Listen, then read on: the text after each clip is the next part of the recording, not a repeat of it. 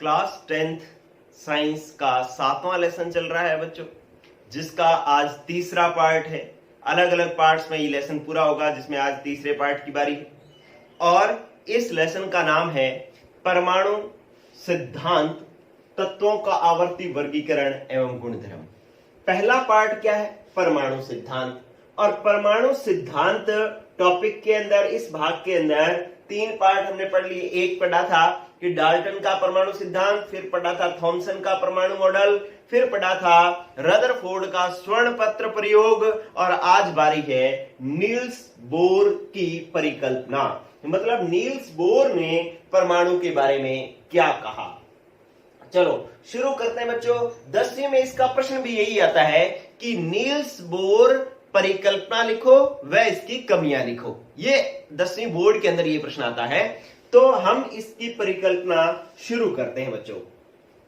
पहली बात तो नील्स बोर ने पहला पॉइंट कि हाइड्रोजन परमाणु को लेकर के, हाइड्रोजन परमाणु को लेकर अपनी परिकल्पना प्रस्तुत की, अपनी परिकल्पना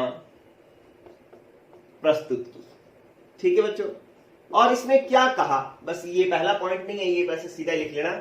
अब से पहला पॉइंट शुरू करते हैं कि हाइड्रोजन परमाणु को लेकर के नील बोर ने अपनी बातें कही। क्या कहा नील्स बोर ने? ये उसी तरीके से जैसे बाकी सबने कहा था, शुरुआत इसने भी यहीं से कही। ये कहता है कि बीचों बीच में एक नाभिक होता है और इस नाभिक में धनावेशित कण पड़े होते हैं जिनको हम प्रोटॉन कहते हैं, प्लस कण पड़े होते हैं जिनको हम प्रोटॉन कहते हैं। कि पहली परिकल्पना यही कहा कि परमाणु के बीच में एक छोटा सा भाग होता है जिसे हम नाभिक कहते हैं, और नाभिक में धनावेशित कण पड़े होते हैं, धनावेशित कण पड़े होते हैं जिन्हें हम प्रोटॉन कहते हैं। तो इसका मतलब इन्होंने एक चीज और जोड़ दी। अब से पहले तक प्रोटॉन नाम नहीं था, अब इन्होंने क्या कह दिया कि नाभिक के बीच में धनावेशित कण पड़े होते हैं जिन्हें हम प्रोटॉन कहते हैं। फिर ये क्या कहता है कि नाभिक के चारों ओर वृत्ताकार पथ होते हैं। ठीक है, ये बात हालांकि रदरफोर्ड ने भी कही थी, लेकिन इसने क्या चीज ऐड की? नंबर 2 बात कहता है कि नाभिक के चारों ओर क्या होता है बच्चों? वृत्ताकार पथ होते हैं। इन पथों को कक्षा, इन पथों में इलेक्ट्रॉन जो है वो चक्कर लगाते रहते हैं। इन पथों में इलेक्ट्रॉन चक्कर लगाते हैं और इन वृत्ताकार पथों को कक्षा कहा जाता है, या इनको कोश कहा जाता है, या इनको ऊर्जा स्तर कहा जाता है। तो ये बात इन्होंने नई जोड़ दी। क्या बोर ने नई बात क्या जोड़ दी कि जो वृत्ताकार पथों में जहां पर इलेक्ट्रॉन चक्कर लगाते हैं ना, इनको कोश या ऊर्जा स्तर कहते हैं। जो रदरफोर्ड था उसने सिर्फ कक्षा कहा था, लेकिन इसने कह दिया कि इसको कोश भी कह सकते हैं, इनको ऊर्जा स्तर भी कह सकते हैं। फिर बात आई बच्चों तीसरी। देखो कहता है कि ये कहता है कि जो ये ऊर्जा स्तर होते हैं ना, इन ऊर्जा स्तरों में यहां पर नील्स बोर ने कहा कि जो ये पहला ऊर्जा स्तर है उसका नाम होता है के, जो ये दूसरा ऊर्जा स्तर है उसका नाम होता है एल, तीसरे ऊर्जा स्तर का नाम क्या होगा? एम, चौथे का एन। तो तीसरा पॉइंट है कि अगर कोश संख्या और कोश नाम की बात अपने करें, इनका नाम क्या दिया? तो पहले कोश को इन्होंने नाम दे दिया के, दूसरे कोश को नाम दे दिया एल, तीसरे कोश को नाम दे दिया एम, और चौथे कोश को नाम दे दिया एन। ठीक है, तो ये एक और बात इन्होंने कही नील्स बोर ने। अब नील्स बोर ने परमाणु के बारे में क्या क्या कह दिया? एक तो कह दिया कि नाभिक में बीच में नाभिक होता है जिसमें धनावेशित कण पड़े होते हैं, उसको प्रोटॉन कहते हैं। इसके चारों ओर वृत्ताकार पथ होते हैं जिसमें इलेक्ट्रॉन चक्कर लगाते हैं, और इन वृत्ताकार पथों को कक्षा, कोश या ऊर्जा स्तर कहते हैं। ठीक है, फिर क्या कहा कि इन कोशों के नाम क्या दिए? नाम दिए KLMN, पहला के, दूसरा एल, तीसरा एम, चौथा एन। 3 बातें होगी बच्चों। फिर इन्होंने चौथी बात क्या कही, मैं ये साफ कर रहा हूं और लिख रहा हूं। देखो इन्होंने चौथा पॉइंट कहा कि जैसे जैसे ये कोश संख्या बढ़ती है ना, जैसे जैसे ये कोश संख्या बढ़ती है वैसे वैसे इसकी ऊर्जा बढ़ती है। तो इसका मतलब है कोश संख्या बढ़ने से कोष संख्या बढ़ने से, जो मैं ये चौथा पॉइंट लिख रहा हूं, कोष संख्या बढ़ने से क्या होता है, कोष की नाभिक से दूरी बढ़ती है, नाभिक से दूरी व ऊर्जा बढ़ती है, ऊर्जा बढ़ती है। ये बात कही नील्स बोर ने। कहता है देखो, अगर ये पहला कोष है तो ये नाभिक के पास में है, दूसरा कोष नाभिक से क्या हो गया, दूर, तीसरा कोष नाभिक से और दूर, चौथा कोष नाभिक से और दूर।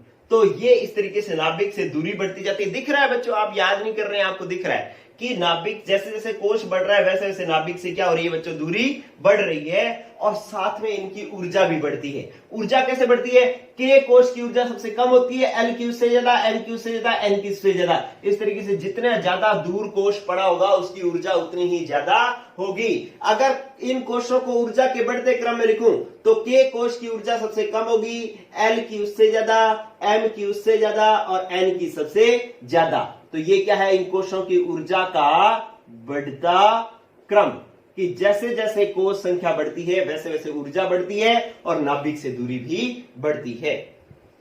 ये जो निशान लगाया ना बच्चों, ये जो निशान लगाया है, इसका मतलब होता है, यूं लिखने का मतलब होता है कि जिधर इसका मुंह बंद है वो छोटा है, जिधर मुंह खुला है वो बड़ा है। तो के और एल में से ऊर्जा ज्यादा किसकी है, ये मुंह जिधर खुला है, खुला किधर है, एल की तरफ, तो एल की ऊर्जा ज्यादा है, एम की, के की ऊर्जा कम है। इसमें एम, एल और एम में इसका मुंह इधर खुला है तो एम की ऊर्जा ज्यादा है, एल की कम है। ये मुंह इधर खुला है तो एन की ऊर्जा ज्यादा है, एम की कम है। तो ये ऊर्जा का क्या हो गया बच्चों, बढ़ता क्रम। ठीक है, तो आपसे पूछा जाए कि सबसे कम ऊर्जा किसकी होती है, तो के की। इन चारों में सबसे ऊर्जा ज्यादा किसकी होती है, तो एन की। ऊर्जा का बढ़ता क्रम कौन सा है, के, एल, एम, एन। तो ये बात अपने को पता होनी चाहिए। फिर एक बहुत जरूरी बात कही इन्होंने, नील्स बोर ने। देखो, इसका मतलब है कि अभी नील्स बोर ने ये वाली बात इंपॉर्टेंट नहीं जोड़ दी है कि इनको हम ऊर्जा स्तर कहते हैं, जो कोष होते हैं इनको ऊर्जा स्तर कहते हैं, और इनकी ऊर्जाएं जैसे जैसे नाभिक से दूरी बढ़ेगी वैसे वैसे ऊर्जा बढ़ती जाएगी। ठीक है, इसके बाद पांचवा पॉइंट, बहुत जरूरी पॉइंट, क्या कहा इन्होंने, इधर देखना, आप इधर गौर करो। ये मान लो मेरे पास ये चौथा कोष जो है ना, चौथा कोष, मैं चाहूं कि मैं तो चौथा कोष ऐसे करके ऐसे इतना बड़ा बनाऊंगा, या मैं कहूं कि नहीं मैं तो चौथा कोष यहां इसके बिल्कुल पास में बढ़ाऊंगा, या मैं कहता हूं मैं चौथा कोष यहां पे बढ़ाऊंगा। तो क्या मैं कोष अपनी मर्जी से बना लूंगा क्या, ये कोष, ये गोले जो बना रखे हैं मैंने, ये अपनी मर्जी से बनाऊंगा या इसके लिए कोई नियम होगा। तो ये गोले जो बनते हैं, ये जो कोष जो बनते हैं, ये जो ऊर्जा स्तर जो बनते हैं, ये अपनी मर्जी से नहीं बनते बच्चों। ये कैसे बनते हैं, ये नियम के अनुसार से बनते हैं कि नाभिक के चारों ओर वही कोष संभव होता है, वही कोष संभव होता है जिसके लिए कोणीय संवेग का मान, कोणीय संवेग का मान, जिसके लिए कोणीय संवेग का मान क्या हो, NH बटा में 2 पाई के बराबर हो, NH बटा में 2 पाई के बराबर हो। कि नाभिक के चारों ओर वही कोष संभव है जिसके लिए कोणीय संवेग का मान NH अपॉन में 2 पाई के बराबर हो। मतलब अगर मैं यहां पर चौथा कोष यहां पर बनाना चाहूं, लेकिन इसके लिए कोणीय संवेग का मान NH अपॉन में 2 पाई के बराबर नहीं है, तो ये कोष संभव नहीं। और अगर मैं इसको यहां बढ़ाऊं और इसके लिए कोणीय संवेग का मान NH बटा में 2 पाई के बराबर है, इसका कोणीय संवेग ज्ञात करूंगा, और वो कोणीय संवेग अगर NH बटा में 2 पाई के बराबर आ जाए तो ये संभव है, अगर नहीं आए तो ये संभव नहीं है। ठीक है, तो अब बात आती है कोणीय संवेग की। कोणीय संवेग क्या होता है, कोणीय संवेग होता है, आपने संवेग पढ़ा है, द्रव्यमान और वेग के गुणनफल को संवेग कहते हैं। ठीक है बच्चों, और इसके साथ अगर त्रिज्या का गुणा कर दो ना r का, तो ये बन जाएगा कोणीय संवेग। ठीक है, आपने 9वीं में पढ़ा था संवेग क्या होता है, द्रव्यमान और वेग के गुणनफल को संवेग कहते हैं, और अगर इसके साथ त्रिज्या का गुणा कर दोगे तो mvr, ये क्या हो गया, कोणीय संवेग हो गया। तो इसका मतलब है कि ये नियम क्या कह रहा है कि नाभिक के चारों ओर वही कोष संभव है जिसके लिए mvr, कोणीय संवेग का मान कितना हो, NH बटा में 2 पाई के बराबर हो, जिसमें m हमारे पास क्या है, m है द्रव्यमान, m क्या है? द्रव्यमान। v क्या है? वेग, जो m इलेक्ट्रॉन का द्रव्यमान, v इलेक्ट्रॉन का वेग, r जो है वो क्या है? त्रिज्या। r क्या बच्चों? त्रिज्या। ठीक है, m इलेक्ट्रॉन का द्रव्यमान, v इलेक्ट्रॉन का वेग, r क्या है? इस कोश की त्रिज्या, नाभिक से जैसे इसकी त्रिज्या ये है, इसकी त्रिज्या ये है, तो इस तरीके से ये जो कोश की त्रिज्या है ना नाभिक से, वो r होगी त्रिज्या। h हमारे पास क्या होता है? प्लांक स्थिरांक होता है। ये एक नियतांक है जिसका नाम होता है प्लांक स्थिरांक। ठीक है, और पाई आपको पता है ये पाई होता है, और n क्या होता है? n होता है कोश संख्या, कोश संख्या। तो ये बहुत ही जरूरी पॉइंट हो गया कि नाभिक के चारों ओर वही कोश संभव होगा। हम अपनी मर्जी से कोश नहीं बनाएंगे, नाभिक के चारों ओर वही कोश बन पाएगा जिसके लिए कोणीय संवेग का मान कितना हो बच्चों? NH बटा में MVR कितना हो? NH बटा में 2 पाई के बराबर हो। अगर ये किसी कोश के लिए बराबर नहीं आता तो वो कोश भी संभव नहीं होगा। तो ये आपने पढ़ा 5वां पॉइंट, बहुत जरूरी पॉइंट था। फिर छठा पॉइंट देखो बच्चों, छठा पॉइंट बता रहा हूं मैं इसका कि इधर ध्यान दो। ये कहता है छठा पॉइंट, ये बहुत जरूरी पॉइंट है। जो मैक्सवेल ने रदरफोर्ड की कमी बताई थी ना कि जब इलेक्ट्रॉन चक्कर लगाएगा तो उसकी ऊर्जा खर्च होनी चाहिए और उसको छोटा होते होते जो है नाभिक में गिर जाना चाहिए, ऐसा क्यों नहीं होता?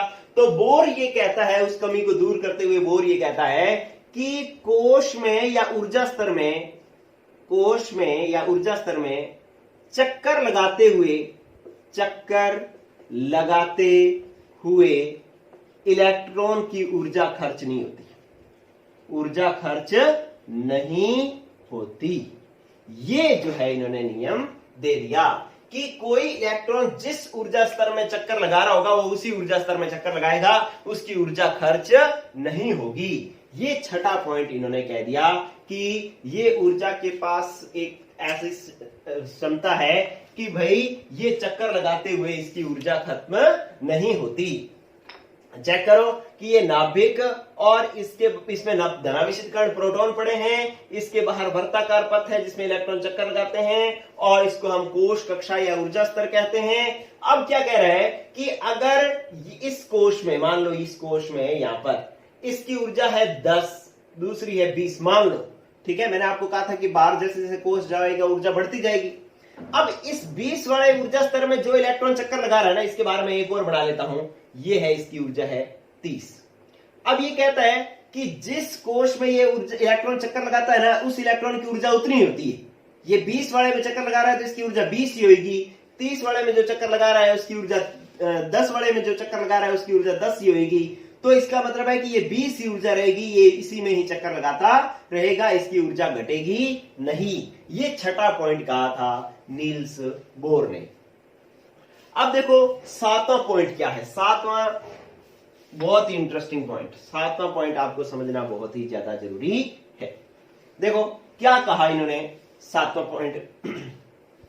7वें पॉइंट में नील्स बोर क्या कहता है, इधर गौर करना। ये नाभिक, इसके बाहर ये कोश और ये दूसरा कोश। ये कहता है कि जब कोई इलेक्ट्रॉन, ये इलेक्ट्रॉन है, ये पहले कोश में चक्कर लगा रहा है, इस पहले कोश की ऊर्जा मान लो 10 है, दूसरे कोश की ऊर्जा है 20। अब ये इसमें चक्कर लगा रहा है, लेकिन बाहर से हम इसको ऊर्जा दे दें, ठीक है, तो 10 को 10 कैलोरी ऊर्जा और दे दे तो इस इलेक्ट्रॉन की ऊर्जा कितनी हो जाएगी? 20 हो जाएगी। तो इस कोश में रहेगा क्या? नहीं रहेगा। ये किस में चला जाएगा? इस कोश में चला जाएगा, यहां आ जाएगा। ठीक है, तो इसका मतलब क्या हुआ, यहां पर एक कंसेप्ट बन गया कि इसने यहां से यहां जाने के लिए ऊर्जा का क्या किया बच्चों? ऊर्जा का किया है अवशोषण, क्योंकि 10 ऊर्जा जो है इसने ली है, इसने 10 कैलोरी ऊर्जा ली है, तभी तो ये यहां से यहां गया है। 10 से 20 में जाने के लिए 10 इसको और ग्रहण करना पड़ेगा ना, तो इसने यहां से ऊर्जा ली है, लेकर के ये उच्च ऊर्जा स्तर में चला गया है। इसकी कम ऊर्जा थी, इसलिए मैं इस कोश को कौन सा ऊर्जा स्तर कह रहा हूं? निम्न ऊर्जा स्तर। इसकी ऊर्जा कितनी है? 20, तो इसको मैं क्या कह रहा हूं? उच्च ऊर्जा स्तर। ठीक है, तो आप लाइन समझो क्या है कि जब कोई इलेक्ट्रॉन बाहर से ऊर्जा का अवशोषण करता है तो वो निम्न ऊर्जा स्तर से उच्च ऊर्जा स्तर में चला जाता है। ये बात समझ में आ रही है क्या आपको? या मैं यूं कहूं कि जब कोई इलेक्ट्रॉन निम्न ऊर्जा स्तर से उच्च ऊर्जा स्तर में जाता है तो वो ऊर्जा का अवशोषण करता है। ठीक है, अगर इसको यहां से यहां जाना है, 10 से 20 में जाना है तो ऊर्जा का क्या करेगा? अवशोषण करेगा। अब आप फिर देखो कि मैं एक और कहानी बना रहा हूं, इसी में 7वें पॉइंट में ले लो कि ये नाभिक, इसके बाहर ये एक कोश और ये दूसरा कोश। ठीक है, इसकी ऊर्जा 10, इसकी ऊर्जा 20, यहां पर इलेक्ट्रॉन चक्कर लगा रहा है ये रहा। ठीक है, अब ये इलेक्ट्रॉन यहां से यहां आना चाहता है। ये वाला ऊर्जा स्तर कौन सा है? उच्च ऊर्जा स्तर है। और ये वाला ऊर्जा स्तर कौन सा है? निम्न ऊर्जा स्तर है। अब ये वाला इलेक्ट्रॉन यहां से यहां आना चाहता है, उच्च से निम्न में आना चाहता है, मतलब 20 से 10 में आना चाहता है, तो इसको अपनी 10 कैलोरी ऊर्जा क्या करनी पड़ेगी? निकालनी पड़ेगी। 10 कैलोरी ऊर्जा क्या करनी पड़ेगी? निकालनी पड़ेगी। तो ये क्या करेगा? ऊर्जा का उत्सर्जन करेगा, उत्सर्जन करेगा। ठीक है, तो जब इलेक्ट्रॉन निम्न ऊर्जा स्तर से उच्च ऊर्जा स्तर में जाएगा तो ऊर्जा का अवशोषण करेगा। देखो तीर मैंने इधर लगाया है, इसका मतलब ऊर्जा अवशोषित हो रही है। यहां पर जब उच्च से निम्न में जाएगा तो ऊर्जा निकलेगी, ऊर्जा का उत्सर्जन करेगा। क्या ये बात आपको समझ में आ गई क्या? आपको मैं एक बार बोल के बताता हूं कि ये अगर मान लो ये निम्न ऊर्जा स्तर है, ये उच्च ऊर्जा स्तर है। अब अगर कोई इलेक्ट्रॉन यहां से यहां जाएगा तो क्या करेगा? ऊर्जा का अवशोषण। और यहां से यहां आएगा तो क्या करेगा? ऊर्जा का उत्सर्जन। ठीक है बच्चों, तो आपको ये ध्यान रखना है कि इलेक्ट्रॉन जब निम्न ऊर्जा स्तर से उच्च ऊर्जा स्तर में जाएगा तो ऊर्जा का करेगा अवशोषण, और उच्च से निम्न में आएगा तो ऊर्जा का क्या करेगा? उत्सर्जन। तो ये 7वां पॉइंट जो है आपने समझा। जब ये ऊर्जा का अवशोषण और उत्सर्जन करता है ना, तो एक स्पेक्ट्रमी रेखा प्राप्त होती है। क्या प्राप्त होती है? एक रेखा प्राप्त होती है जिसको हम कहते हैं स्पेक्ट्रमी रेखा। ठीक है, और ये स्पेक्ट्रमी रेखा एक ही प्राप्त होती है, इसलिए इसको हम क्या कहते हैं? रेखीय स्पेक्ट्रम। क्या कहते हैं? रेखीय स्पेक्ट्रम। जब ये ऊर्जा का अवशोषण और उत्सर्जन करता है ना, तो जो ये एक रेखा प्राप्त होती है जिसको अपने कहते हैं रेखीय स्पेक्ट्रम। ठीक है, तो इतनी बातें जो है नील्स बोर ने कही। ठीक है बच्चों, तो एक बार मैं अगर नील्स बोर की सारी बातें दोबारा बोलूं तो क्या थी? नंबर 1 पॉइंट कहता है कि परमाणु में बीचों बीच में एक नाभिक होता है जिसमें धनावेशित कण पड़े होते हैं, इनको हम प्रोटॉन कहते हैं। इसके बाहर वर्ताकार पथ होते हैं जिसमें इलेक्ट्रॉन चक्कर लगाते हैं, इन पथों को कोश, कक्षा या ऊर्जा स्तर कहते हैं। फिर तीसरी बात इन्होंने कही कि इनके अंदर जो पहला कोश होता है उसका नाम होता है के, दूसरे का एल, तीसरे का एम, चौथे का एन। फिर इन्होंने कहा कि जैसे जैसे कोश संख्या बढ़ती है वैसे वैसे नाभिक से दूरी बढ़ती है और इनकी ऊर्जा भी बढ़ती है। फिर इन्होंने बात करी कि नाभिक के चारों ओर वही कोश संभव हो पाता है जिसके लिए कोणीय संवेग का मान mvr का मान nh/2π के बराबर होगा। जिनके लिए ये बराबर नहीं होगा उसके लिए ये कोश भी संभव नहीं होगा। अगर मान लो ये मैंने पहले कोश बना लिया और इसके लिए mvr का मान nh/2π के बराबर नहीं है तो ये संभव नहीं है। फिर ये बोर्ड पर ही बना हुआ है, सच में ऐसा नहीं है। ठीक है, अगर ये बराबर है तो ये संभव है। फिर इन्होंने कहा कि जब कोई इलेक्ट्रॉन इन वर्ताकार पथों में चक्कर लगाता है तो इसकी ऊर्जा खर्च नहीं होती। ये जिस कोश में चक्कर लगा रहा होता है उसकी उतनी ही ऊर्जा होती है। इलेक्ट्रॉन की ऊर्जा उतनी ही होती है जितनी कोश की ऊर्जा होती है। ठीक है, लेकिन अगर चक्कर लगाता हुआ इलेक्ट्रॉन निम्न से उच्च में जाना चाहे, यहां से यहां जाना चाहे, तो इसको ऊर्जा अवशोषित करनी पड़ेगी। निम्न ऊर्जा स्तर से उच्च ऊर्जा स्तर में जाना होगा तो ऊर्जा का अवशोषण करेगा, लेकिन उच्च से निम्न में आना होगा, 20 से 10 में आना होगा तो 10 निकालनी पड़ेगी इसको ऊर्जा, तो ये 10 कैलोरी ऊर्जा का उत्सर्जन होगा। ठीक है, ऊर्जा के अवशोषण और उत्सर्जन से एक रेखा प्राप्त होती है जिसको हम स्पेक्ट्रमी रेखा कहते हैं या रेखीय स्पेक्ट्रम कहते हैं। तो ये नील्स बोर की अवधारणाएं थी बच्चों, याद हुई होंगी। अब एक बहुत ही जरूरी प्रश्न जो 10वीं में भी आता है और 11वीं में भी आता है कि नील्स बोर परिकल्पना की कमियां क्या है। ये जो इसने बातें बताई इसकी कमियां क्या है, चलो बात करते हैं इसकी कमियों की। तो गौर करो बच्चों, कमियां क्या है कि देखो आप जितने भी मैं बोर्ड पर जितना भी मैं लिखता हूं उसका स्क्रीनशॉट ले लिया करो, बाद में उसके नोट्स बना लिया करो बच्चों। अगर किसी के पास बुक है तो बुक से पढ़ो, ये नोट्स ठीक है, आप नहीं समझ में आता बुक में कुछ तो वीडियो दोबारा देख लो, कोई दिक्कत नहीं है। चलो ऑनलाइन स्टडी का यही फायदा है कि जितनी बार नहीं समझ में आए उतनी बार दोबारा दोबारा देख सकते हैं आप लोग। चलो फिर इसकी है सीमाएं या कमियां, कि नील्स बोर ने जो बातें कही उसकी कमियां क्या है। पहली कमी तो यही है कि नील्स बोर का सिद्धांत या तो हाइड्रोजन या ऐसा परमाणु जिसके पास एक इलेक्ट्रॉन हो, एक इलेक्ट्रॉन युक्त स्पीसीज पर ही लागू होता है, स्पीसीज पर ही लागू होता है और किसी पर लागू नहीं होता। ठीक है, जिसके पास एक इलेक्ट्रॉन होना उसी पर ही लागू होता है, बाकी पर लागू नहीं होता। जैसे मान लो ये हाइड्रोजन पर तो लागू होगा क्योंकि इसके पास एक इलेक्ट्रॉन है, लेकिन हीलियम के पास कितने इलेक्ट्रॉन है? 2। तो इस क्योंकि हीलियम का परमाणु क्रमांक 2 है इसलिए इसके पास 2 इलेक्ट्रॉन है, तो हीलियम पर ये सिद्धांत लागू नहीं होता, हाइड्रोजन पर लागू होता है। अगर मैं बात करूं सोडियम की, तो सोडियम का परमाणु क्रमांक कितना होता है? 11। तो इसमें इलेक्ट्रॉन कितने हुए बच्चों? 11। तो इस पर यह सिद्धांत लागू नहीं होगा, क्योंकि इस पर तो कौन सा सिद्धांत किस पर लागू होता है? ये सिद्धांत जिसके पास एक इलेक्ट्रॉन हो। ठीक है, तो एक बात ये हो गई। अगर मैं इसको Na को Na के ऊपर 10 प्लस लगा दूं तब इस पर लागू होगा क्या बोर सिद्धांत?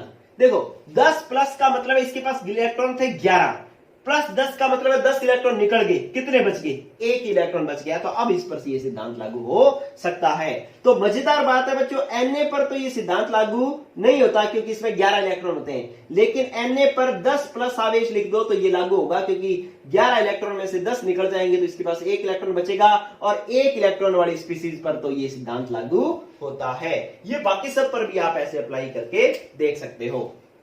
तो पहली कमी ये होगी कि बोर स्पेक्ट्रम जो है एक इलेक्ट्रॉन वाली स्पीसीज पर ही लागू होता है। दूसरा इसकी जो कमी है वो ये है कि इसने ये कहा था कि वही कोश संभव है जिसके लिए कोणीय संवेग का मान NH/2 पाई के बराबर हो। ठीक है, इसने ये कहा था ना, लेकिन ऐसा क्यों जरूरी है किसी कोश के लिए MVR का मान, कोणीय संवेग का मान NH/2 पाई के बराबर होना क्यों जरूरी है? तो इसका उत्तर भी बोर नहीं दे पाया। वो कहता ये जरूरी है, पूछा क्यों तो कहता पता नहीं। तो इसका मतलब ये भी इसका क्या है, इसकी क्या है, कमी है। फिर तीसरी कमी इसकी ये है कि इसने ये तो बता दिया परमाणु ऐसे ऐसे होते हैं, लेकिन परमाणु आपस में जुड़ करके क्या करते हैं, अणु का निर्माण कैसे करते हैं ये भी नहीं बता पाया। अणुओं की संरचना कैसी होती है ये भी नहीं बता पाया। तो नील्स बोर की कमी क्या है कि परमाणु आपस में मिलकर के अणु का निर्माण कैसे करते हैं ये इसको नहीं पता लगा, और अणुओं की संरचना कैसी होती है ये भी इसको नहीं पता था। फिर चौथी कमी इसकी क्या है कि जो रेखीय स्पेक्ट्रम, एक रेखा स्पेक्ट्रम प्राप्त हुआ था ना, ये रेखीय स्पेक्ट्रम जो प्राप्त हुआ था, कौन सा रेखीय स्पेक्ट्रम? जब इलेक्ट्रॉन निम्न ऊर्जा स्तर से उच्च में या उच्च से निम्न में जाता था तो ऊर्जा का अवशोषण या उत्सर्जन करता था, उससे एक स्पेक्ट्रम भी रेखा प्राप्त होती थी जिसको अपने रेखीय स्पेक्ट्रम कहते थे। ये रेखीय स्पेक्ट्रम जो होता है ना, जिसमें एक ही रेखा होती है, रेखीय स्पेक्ट्रम में कितनी रेखाएं होती हैं? एक। इस रेखीय स्पेक्ट्रम के साथ अगर मैं यहां पर इस पर मैं इसको करंट लगा दूं, मतलब इसमें विद्युत क्षेत्र लगा दूं, या इसके पास मैं चुंबक लाऊं तो क्या आ जाएगा? चुंबकीय क्षेत्र। ठीक है, अगर मैं इसको करंट लगाऊं तो विद्युत क्षेत्र हो गया, अगर मैं इसके चुंबक इसके पास लाऊं तो चुंबकीय क्षेत्र हो गया। तो ये रेखीय स्पेक्ट्रम जब इसमें करंट लगाते हैं या चुंबक पास में लाते हैं ना, तो एक रेखा कई रेखाओं में बंट जाती है। ठीक है, इसका क्या कारण है ये भी नील्स बोर नहीं बता पाया। तो ये 4 कमियां हैं कि ये वाली कमी लास्ट समझ लो कि वैसे तो एक ही रेखीय स्पेक्ट्रम होता है, लेकिन इस स्पेक्ट्रम रेखा के पास विद्युत क्षेत्र लगाओ, इसको करंट लगाओ या इसके पास चुंबक लाओ तो ये एक रेखा कई रेखाओं में बंट जाती है। ऐसा क्यों, ये बात भी जो है वो नील्स बोर नहीं समझा पाया। एक कमी कि ये सिर्फ हाइड्रोजन और एक इलेक्ट्रॉनीय परमाणुओं पर ही लागू होती है। दूसरी कमी कि MVR NH/2 पाई के बराबर क्यों होना जरूरी है ये भी नहीं पता। परमाणु आपस में मिलकर के अणु का निर्माण कैसे करते हैं नहीं पता। अणुओं की संरचना क्या होती है नहीं पता। और एक रेखीय स्पेक्ट्रम के चारों तरफ अगर करंट लगाया जाए या चुंबक लगाया जाए तो ये कई रेखाओं में बंट जाता है, क्यों इसका भी से नहीं पता। तो ये नील्स बोर का सिद्धांत हुआ बच्चों कंप्लीट। पहले हमने परिकल्पना पढ़ी और फिर इसकी कमियां पढ़ी, और इन कमियों को दूर करने के लिए भी आधुनिक सिद्धांत आए थे। आधुनिक सिद्धांत आप पढ़ेंगे 11वीं साइंस में, इसलिए 10वीं साइंस के परमाणु सिद्धांत के टॉपिक हुए बच्चों कंप्लीट। कल हम पढ़ेंगे तत्वों का वर्गीकरण। ठीक है, तो एक भाग आपका पूरा हो गया है परमाणु सिद्धांत। ये भाग जो है आपका हो गया बच्चों कंप्लीट। जिन्होंने पढ़ना शुरू कर दिया है उसका धीरे धीरे सिलेबस अब पूरा हो रहा है। चाहे 3 टॉपिक भी हुए हैं तो आप ये देखो कि 10वीं के मेरे 3 टॉपिक कंप्लीट हो चुके हैं। और जिसने बिल्कुल ही कुछ नहीं पढ़ा तो उसका तो एज इट इज पढ़ा है, बुक सारी की सारी पढ़ी। ठीक है, तो आप पढ़ना शुरू कर दें बच्चों, और जल्दी से जल्दी अपने सिलेबस कर लेंगे तो रिवीजन कर पाएंगे, अच्छी तैयारी कर पाएंगे और अच्छे नंबर ला पाएंगे। ठीक है बच्चों, ऑल द बेस्ट, पढ़ते रहो, गुड लक।